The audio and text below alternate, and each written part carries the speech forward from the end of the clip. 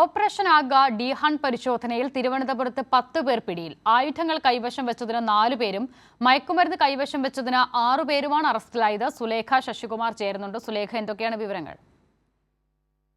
അസിത, ഇന്ന് നടന്ന operation ago അതിനൊപ്പം തന്നെ ഡി ഹണ്ട് പരിശോധനയിൽ തിരുവനന്തപുരത്ത് നിന്ന് 10 പേരാണ് പിടിയിലായത്.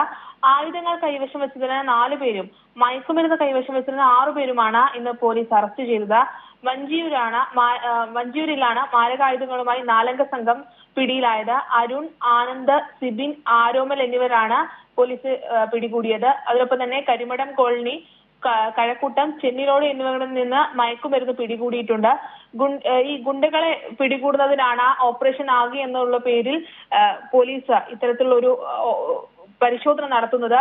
മയക്കുമരുന്ന് പിടികൂടുന്നതിനാണ് ഡി ഹണ്ട് പരിശോധന നടത്തുന്നത്. എന്തായാലും ഇതിൽ ഇന്ന് മാത്രം ഈ തിരുവനന്തപുരം ജില്ലയിൽ 10 പേരാണ് പിടിയിലായിട്ടുള്ളത്.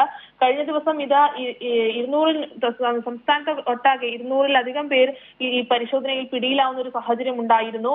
ഈ പ്രത്യേകിച്ച് സംസ്ഥാനത്ത് ഉണ്ടാകുന്ന ഗുണ്ടാക്രമണങ്ങളിൽ നേരിടുന്നതിനാണ് ഇത്തരത്തിലുള്ള ഒരു പരിശോധന പോലീസിന്റെ ഭാഗത്തു നിന്നുണ്ടാകുന്നത്. സുലേഖ ശശികുമാറാണ് വിവരങ്ങൾ നൽകിയത്.